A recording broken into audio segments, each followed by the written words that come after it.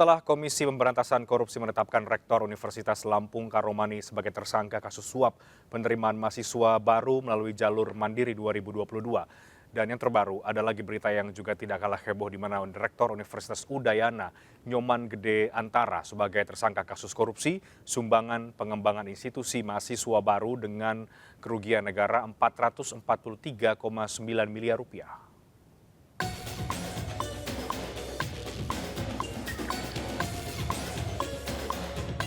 Rektor Universitas Udayana, Nyoman Gede Antara, merupakan tersangka keempat setelah pejabat yang terlibat dalam penerimaan mahasiswa baru melalui jalur mandiri jalur khusus, yaitu IKB, IMY, dan NPS, terlebih dahulu menjadi tersangka. Perbuatan keempat tersangka rugikan negara 443,9 miliar rupiah dengan rincian 105,39 miliar rupiah dan 3,94 miliar rupiah merupakan kerugian negara dan 334,57 miliar rupiah merupakan kerugian ekonomi. Kejati Bali mengungkapkan para tersangka memungut sejumlah uang dari mahasiswa baru Universitas Udayana melalui jalur mandiri dari tahun akademik 2018-2019 sampai dengan 2022-2023. Kebijakan pungutan tidak memiliki dasar hukum. Telah dilakukan pemeriksaan terhadap 3 orang tersangka sebelumnya. Berdasarkan alat bukti yang ada, penyidik menemukan keterlibatan tersangka baru. Sehingga pada tanggal 8 Maret 2023, penyidik pada bidang Pitsus Kejaksaan Tinggi Bali kembali menetapkan 1 orang tersangka, yaitu saudara Profesor Dr. INGA. Sebelumnya dunia pendidikan telah dicorangi oleh Rektor Universitas Lampung Karomani yang juga telah menerima uang suap dari penerima mahasiswa baru. Selain Rektor Unila Karomani, Wakil Rektor 1 Bidang Akademik Unila Heriadi, Ketua Senat Unila Muhammad Basri, dan Andi Desviandi, nama terakhir adalah pemberi suap. Karomani diduga aktif menyeleksi calon mahasiswa yang terdaftar secara mandiri untuk masuk Universitas Lampung. Mirisnya, Karomani CS disebut penerima suap dengan total kurang lebih 5 miliar rupiah dengan memperjualbelikan kursi mahasiswa baru dengan harga sekitar 100 juta rupiah hingga 350 juta rupiah per orang. Diharapkan Kemendikbudristek memecat dengan tidak hormat para pejabat dunia pendidikan yang terlibat korupsi dan diharapkan membentuk Satgas Khusus Tindak Korupsi yang melibatkan mahasiswa serta transparan anggaran dari seluruh kegiatan di kampus. Tim Liputan iNews melaporkan.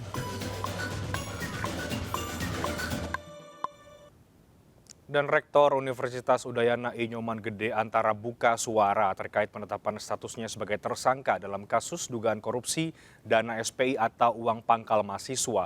Ia membantah adanya aliran dana ke rekening pribadi, melainkan ke kas negara. Rektor Universitas Udayana Nyoman Gede Antara diperiksa oleh penyidik pidana khusus Kejaksaan Tinggi Bali usai ditetapkan sebagai tersangka dugaan korupsi dana sumbangan pengembangan institusi atau SPI. Didampingi pihak kuasa hukumnya, ia diperiksa selama 9 jam untuk memberikan keterangan sebagai saksi atas 3 tersangka lain. Dalam kasus ini, Nyoman Gede Antara bersama dengan 3 pejabat di Universitas Udayana juga secara bersama-sama melakukan tindak pidana korupsi dana SPI mahasiswa baru untuk seleksi jalur mandiri tahun ajaran 2018 hingga 2022. Perbuatan keempat tersangka disebut telah merugikan negara hingga 100 miliar rupiah dan merugikan perekonomian negara hingga 334 miliar rupiah. Dalam ini rekening negara bisa di tidak ada kami tidak berani. Agak mundur dikit biar nanti enak. Ya, tunggu. Gimana Pak? Bapak tambahkan Pak, mau minta tambahannya sedikit Pak. Iya, jadi gini. Agak mundur dikit dong. Terkait dengan statusnya sudah jadi tersangka itu. Tapi Ya, kasus korupsi yang melibatkan Rektor Universitas Udayana Nyoman Gede Antara kembali mencoreng dunia pendidikan tanah air, khususnya perguruan tinggi negeri. Pasalnya korupsi yang melibatkan pimpinan PTN ini bukan kali pertama terjadi di Indonesia. Praktik korupsi di dunia pendidikan tentu menjadi ironi mengingat lembaga pendidikan yang sejatinya mengajarkan nilai-nilai kejujuran keadilan dan juga anti korupsi justru dinodai oleh praktik korup pimpinannya. Kita akan mendiskusikan lebih jauh terkait dengan ironi korupsi di perguruan tinggi negeri ini bersama dengan 3 narasumber yang sudah bergabung lewat sambungan Zoom. Saya akan sapa ada Pak Putu Agus Eka Sabana, Kasipenkum Kejati Bali, ada Kang Dede Yusuf, Wakil Ketua Komisi 10 DPR RI, dan juga Pak Doni Kusuma, pengamat pendidikan. Selamat malam Bapak-Bapak. Selamat malam, Mas Oke. Abram. Kita mau membahas tentu topik yang ini mengagetkan ya mungkin bagi sebagian pihak, tapi juga bukan hal yang baru. Saya mau ke Kasipenkum Kejati Bali terlebih dahulu yang sudah melakukan penyidikan dan juga pendalaman kasus setelah menetapkan tersangka Rektor Udayana. Penyidikannya sudah sampai di mana sampai dengan saat ini, Pak Putu? Jadi pada saat ini masih penyidikan pendalaman dari 3 tersangka yang sebelumnya, yaitu tersangka NPS, tersangka IKB, dan tersangka IMY. Jadi pendalaman baik masih pemeriksaan ahli, saksi-saksi yang ada fakta-fakta baru atau keterangan-keterangan baru yang diperlukan konfirmasi dengan saksi yang didapatkan atau yang disebutkan sebelumnya oleh saksi-saksi yang lainnya. Oke, Sedangkan jadi untuk yang kemarin ditetapkan, tim masih sedang mempersiapkan untuk penyidikan berikutnya. Oke, baik Pak Putu, ini kan angkanya sangat fantastis ya, 100 miliar sekian gitu kerugian negara, sisanya kemudian ada 400 miliar sekian mungkin kalau saya tidak salah ya. Ini kerugian secara ekonomis. Mungkin agar publik bisa lebih clear ya Pak Putu, ini bedanya apa ini kerugian negara dengan kerugian ekonomis ini? Baik, kalau kerugian negara itu kerugian yang bisa kita hitung dari kegiatan-kegiatan yang seharusnya dilakukan atau kegiatan yang tidak memiliki dasar tapi diadakan. Nah, jadi kegiatan itu membutuhkan suatu biaya atau kegiatan yang menghabiskan biaya tetapi tidak ada dasarnya. Nah, itu dihitung. Seperti contoh, yang 3,9 miliar itu adalah SPI beberapa prodi yang tidak ada di dalam SK Rektor, tetapi dipungut juga dana SPI tersebut. Nah, itu kita berdasarkan audit data-data yang kita dapatkan di audit oleh auditor, itu didapatkan angka-angka tersebut. Nah, apa itu perekonomian negara adalah jadi perhitungan nilai secara keseluruhan yang diakibatkan atau seseorang yang banyak lebih dari satu yang dirugikan dari suatu kebijakan tersebut. Nah, itu lebih ke perekonomian negara. Kerugian negara itu nilai yang bisa lebih rinci bisa dihitungnya. Nah, kayak seperti itu, Bang. Nah, kerugian ekonomis ini kan angkanya besar sekali.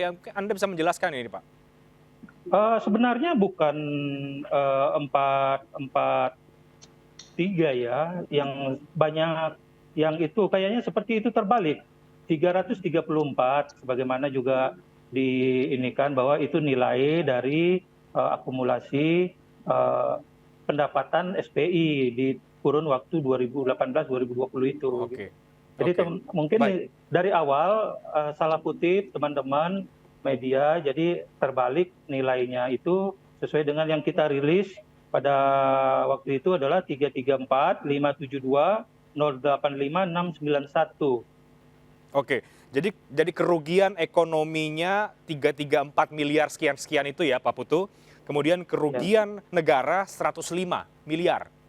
105 miliar terhadap ada dari dana SPI itu yang dipergunakan tidak sesuai peruntukannya. Ya, oke. Yang 3 miliar itu ada dana SPI yang tidak didasari hukum. Dalam hal ini SK Rektor tadi. Ya. Beberapa prodi yang tidak masuk dalam SK Rektor juga dipungut SPI-nya. Nah, kayak gitu. Oke. Pak Putu, tadi kita tahu bahwa ada bantahan dari Rektor Udayana bahwa ia mengatakan aliran dana itu justru masuk ke kas negara. Apa tanggapan dari Kejati Bali? Kalau kami tidak menanggapi pendapat ya, itu haknya beliau, haknya tersangka berpendapat silakan. Nanti kita uji di persidangan. Yang jelas penyidik sudah mendapatkan keyakinan alat bukti yang lengkap untuk menetapkan suatu tersangka.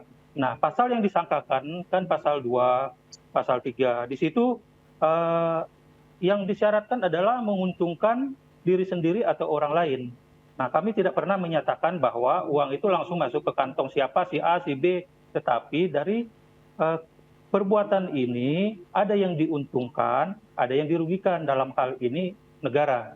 Nah, kembali lagi, uang itu sudah disetorkan ke kas negara. Ya memang SPI ini setorannya langsung ke kas negara. Nah, apakah uang itu dipergunakan sesuai dengan seharusnya regulasi SPI itu menyatakan bahwa SPI dipergunakan untuk sarana dan prasarana pengembangan institusi.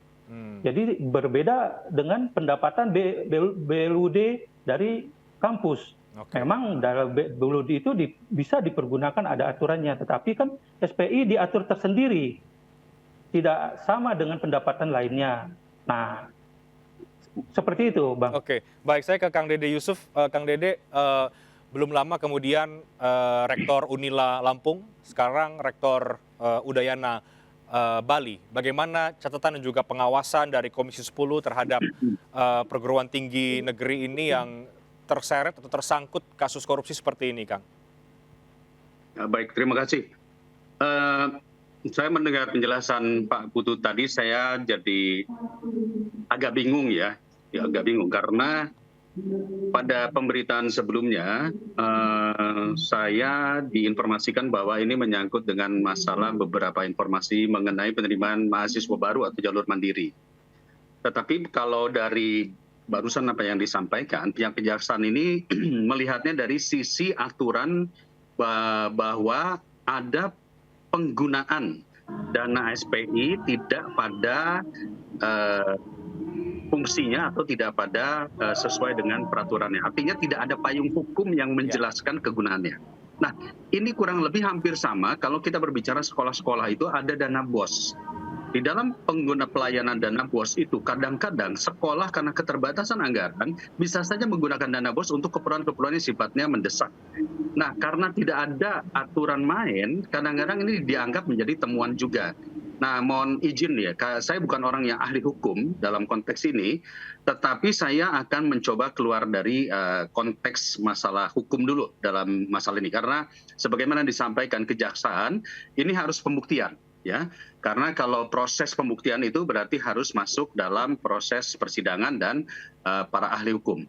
Saya harus menitik beratkan mengapa kampus tidak memiliki sebuah peraturan tentang pelaksanaan pengelolaan sebuah perguruan tinggi.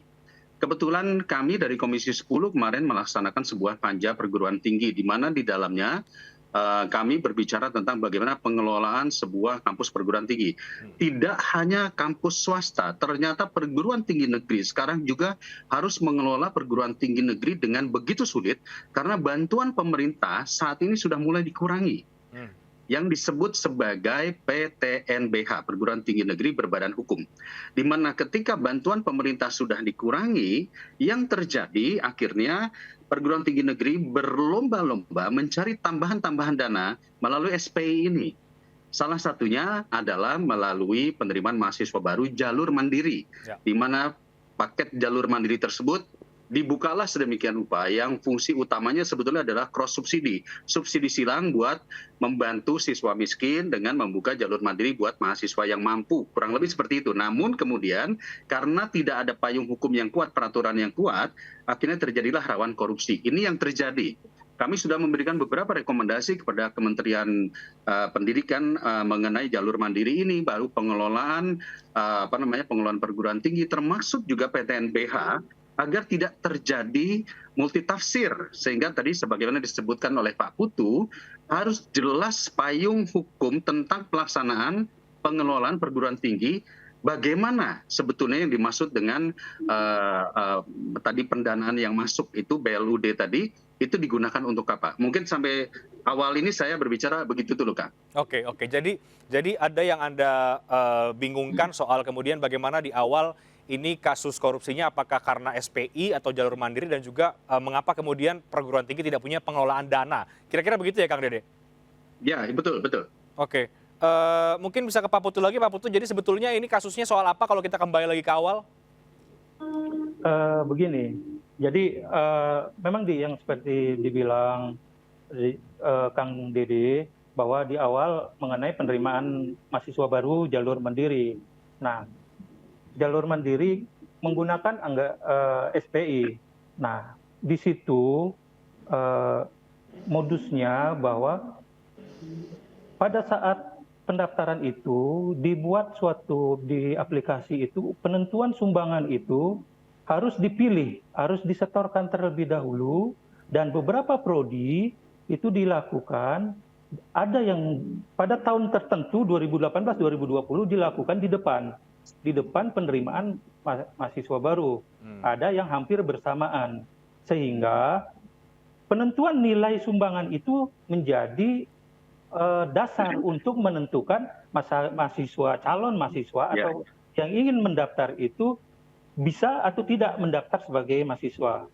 Tetapi pada dasarnya kan ketentuannya itu adalah sumbangan ini hanya menyatakan komitmen saja di dulu. Apabila yang bersangkutan lolos, baru di kemudian dibayarkan. Kan seharusnya begitu. Tapi dari fakta-fakta yang didapatkan penyidik, di berkas yang pertama terhadap 3 tersangka itu dibuat suatu sistem sehingga kita di saat mau mendaftar terutama di fakultas-fakultas tertentu yang kita dapatkan aplikasinya itu memang ada rincian range-nya, tetapi range-nya yang lebih rendah itu tidak bisa diklik memindahkan ke aplikasi berikutnya sehingga aplikasi yang diinginkan yang pembuat aplikasi itulah yang akan aktif bisa. Nah, di situ modusnya dibuat ya. Sehingga kalau memang kami tidak pernah menyatakan SPI ini salah, SPI ini benar. Tapi bagaimana melaksanakan SPI itu di lapangan, di masyarakat. Halo Pak Putu. Ya, tampaknya terjadi gangguan komunikasi kami dengan Pak Putu dari Kejati, Bali. Pak Putu bisa mendengar suara saya, Pak? Oke, saya ke Pak Doni. Pak Doni bisa mendengar, Pak? Bisa, Mas. Baik, Pak Doni, bagaimana kacamata Anda ketika mendengar berita soal korupsi di PTN negeri ini, bicara di Udayana, juga bicara di Lampung yang terakhir, 2 ini deh. Apa yang ada di benak Anda ketika ini kemudian menjadi tempat baru untuk korupsi seperti ini di PTN? Ya, pertama-tama 2 persoalan ya Mas. Unila dan Universitas Udayana ini asal mulanya adalah terkait dengan regulasi penerimaan mahasiswa baru perguruan tinggi negeri. Jadi regulasi-regulasi ini setiap tahun berubah dan yang sekarang ini kan mereka memakai Permendikbud nomor 48 tahun 2022. Kalau saya melihat penjelasan dari Pak Putu Eka tadi, sebenarnya yang menjadi masalah adalah ketidaktepatan dari universitas ini untuk melaksanakan apa yang ada di dalam Permendikbudristek nomor 48 tahun 2022 ini, terutama pada pasal 8 angka 2 poin C, yaitu prosesnya sebenarnya tidak boleh memberikan semacam pilihan-pilihan bagi mahasiswa sebelum mereka itu mendaftar itu untuk memilih berapa jumlahnya. Yang diwajibkan oleh perguruan tinggi di dalam Permendikbudristek itu adalah mereka sebelum melaksanakan seleksi mandiri mengumumkan besarannya berapa dan metode penentuannya itu seperti apa.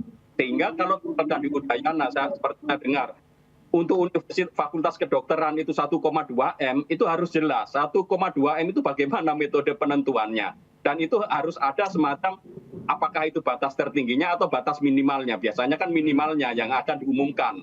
Kalau mahasiswa mau memberikan sumbangan lebih, oke, namanya sumbangan pengembangan institusi, namanya juga sumbangan. Tetapi di dalam Permendikbudristek ini, pihak perguruan tinggi diwajibkan untuk membuat pengumuman kepada publik tentang biaya-biayanya dan juga metode penentuan biayanya. Nah, tampaknya di sini ada kekeliruan prosedur dan mungkin bisa jadi seperti kata Pak Putu tadi, beberapa prodi yang tidak dapat SK dari rektor ikut kemudian memungli, ya.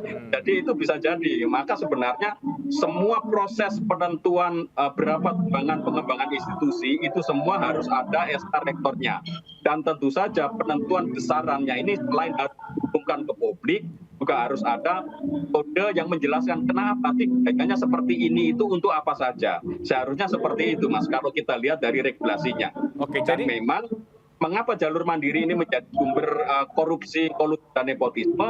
Karena menurut saya potensi kuotanya itu sangat besar sekali. Jadi kuotanya itu kalau kita lihat seluruh rangkaian peraturannya, itu bisa sampai 50% untuk jalur mandiri. Bahkan kalau jalur tertulis dan jalur undangan itu atau jalur prestasi belum terpenuhi, semua itu bisa dilarikan di jalur mandiri. Sedangkan segala kriteria penentuan tata cara seleksi jalur mandiri semua ada di otonomi kampus dan dalam hal ini tergantung dari pimpinan perguruan tinggi negeri tersebut. Oke, Inilah jadi yang menurut Anda ini sulitnya kontrol. ya, ini celahnya ada di Permendikbudristeknya atau bagaimana, Pak Doni? Iya, pertama-tama saya melihat ini celahnya ada di Permendikbudristek karena Permendikbudristek yang sekarang meskipun di dalam prinsipnya sudah ada tambahan dilarang ada konflik kepentingan, tetapi kan tidak dijelaskan. So what gitu? Kalau tidak udah ada prinsip ini, bagaimana tindak lanjutnya di dalam kampus supaya kemudian tidak ada konflik kepentingan? Kalau misalkan semua kepanitiaan seleksi untuk mahasiswa baru jalur mandiri semuanya diserahkan kepada internal kampus, yaitu bisa terjadi itu tadi konflik kepentingan yang tersembunyi. Tetapi seandainya misalkan di dalam Permendikbudristeknya diatur bahwa untuk proses seleksi mandiri harus ada semacam yang lembaga mandiri independen yang terdiri dari pihak kampus dan pihak eksternal, juga dari pihak kementerian, juga masyarakat, tentu ini akan lebih fair dan akan lebih akuntabel di situ. Itu jadi artinya memang dari sisi Permendikbudristeknya sendiri ini sangat bermasalah menurut saya. Oke, Kang Dede, tanggapan Kang soal Permendikbudristek. Baik. Apa yang disampaikan Pak Joni tadi sudah sesuai dengan apa yang menjadi rekomendasi dari Panja Perguruan Tinggi. Saya langsung menyorot kepada masalah jalur mandiri. Rekomendasi kita itu tadinya kita mau hapus jalur mandiri karena ini bermasalah. Keluhan dari kampus-kampus swasta adalah perguruan tinggi negeri ini kadang-kadang membuka slot pendaftaran itu sampai bergelombang-gelombang sehingga semua mahasiswa student body-nya masuk semua ke perguruan tinggi negeri.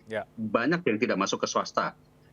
Kita ingin menghapus, tetapi setelah melakukan negosiasi, akhirnya yang tadi dikatakan Pak Joni dari 50%, 30%, kita minta diturunkan lagi menjadi 20%. Jadi jalur prestasinya itu menjadi lebih banyak.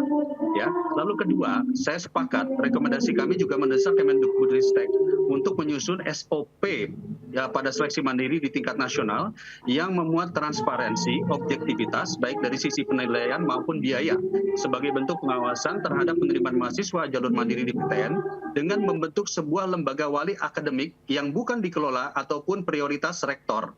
Dan perguruan tinggi didorong untuk lebih kreatif dan inovatif dalam meningkatkan sumber-sumber penerimaan non-UKT atau bukan dari student body. Jadi ini salah satu bentuk rekomendasi kita supaya tidak lagi seolah-olah yang menentukan itu adalah katakanlah rektor sendiri. Jadi benar yang disampaikan Pak Joni, harus dijelaskan secara transparan. Jika disebut jalur mandiri, berapa besarannya? Lalu kemudian itu sudah langsung diumumkan, ini besarannya minimalnya adalah standarnya sekian. Lalu kemudian siapa yang berhasil, siapa yang mendapatkan, itu juga harus dipublish. Kuotanya berapa juga harus dipublish. Lalu tim independennya itu bukan dari tim rektorat, itu harus yang tadi, mungkin dari perguruan tinggi lain, dari LEDIK, dari Kemendikbud dan lain-lain, sehingga memudahkan untuk fungsi controlling pengawasan oleh masyarakat. Saya pikir itu benar sekali. Gitu, Mas. Rekomendasi itu disampaikan atau disampaikan ke Kemendikbudristek atau bagaimana, Kang Dede? Dan apa kemudian respon dari Kemendikbudristek? Ya, kalau Panja itu memang fungsinya adalah memberikan rekomendasi. Dan rekomendasi ini sudah kami sampaikan sebelum reses kemarin, memang berkaca dari kasus di Unila. Dan kami selalu menganggap ini kasus Unila itu mungkin tip of the iceberg. Kalau kita katakan mungkin ujung daripada masalah yang ada. Kemungkinan besar ya kita tidak pernah tahu, ada lagi di berbagai tempat ya, khususnya di perguruan tinggi negeri. Kenapa? Karena permasalahan terbesar adalah ketika semua perguruan tinggi negeri itu didorong untuk menjadi PTNBH, perguruan tinggi negeri berbadan hukum, di mana mereka harus dalam tanda kutip menjadi BLUD, harus mencari pendanaan sendiri. Nah permasalahannya, kawan-kawan perguruan tinggi negeri ini bukan pebisnis, mereka adalah akademik. Orang akademik selalu berpikir bagaimana caranya mendapatkan pembiayaan pengelolaan dari jalur akademik, bukan dari jalur bisnis tentunya. Nah yang paling mudah adalah penerimaan mahasiswa, karena penerimaan mahasiswa sistemnya adalah tiap tahun. Nah inilah yang kami sudah tekankan di dalam rekomendasi, bahwa harus didorong bagaimana inovasinya, nanti kreativitasnya itu bukan lagi penerimaan yang bersumber dari non-UKT, jadi bukan dari mahasiswa atau student body. Sehingga peningkatan kualitas baik dari riset, kerjasama, dan lain-lain itu lebih terbuka lebar. Salah satu yang paling sederhana, kita punya kawasan industri. Hasil-hasil riset-riset di kampus sebetulnya itu bisa bekerja sama dengan industri. Dan kami selalu mengatakan, kenapa negara kita begitu besar, tetapi riset-riset hasil kampus tidak pernah dimanfaatkan oleh industri. Atau sedikit sekalian dimanfaatkan oleh industri. Dan kebanyakan industri selalu membeli riset dari luar negeri. Nah, apabila ini Kementerian Perdagangan, Kementerian Perindustrian dengan Kementerian Pendidikan duduk bersama, maka riset-riset itu dibeli oleh industri. Disitulah kampus menjadi hidup. Itu salah satu rekomendasi kita juga demikian, Mas. Oke, jadi jalur suap mahasiswa baru ini ya, saya pikir modusnya tadi sudah dijelaskan, celahnya juga sudah cukup clear di diskusi pada saat ini, artinya harus ada yang dibenahi dong dari sini, dari dua kasus yang terakhir ini. Nanti kita bahas segmen berikutnya. Saya juga akan tanya ke Pak Putu, kalau tidak salah kemudian Kejati Bali juga membuka opsi adanya tersangka baru. Apakah ini juga kemungkinan dari pihak universitas atau seperti apa? Dijawabkan nanti, kita break dulu, kami akan segera kembali saat lagi.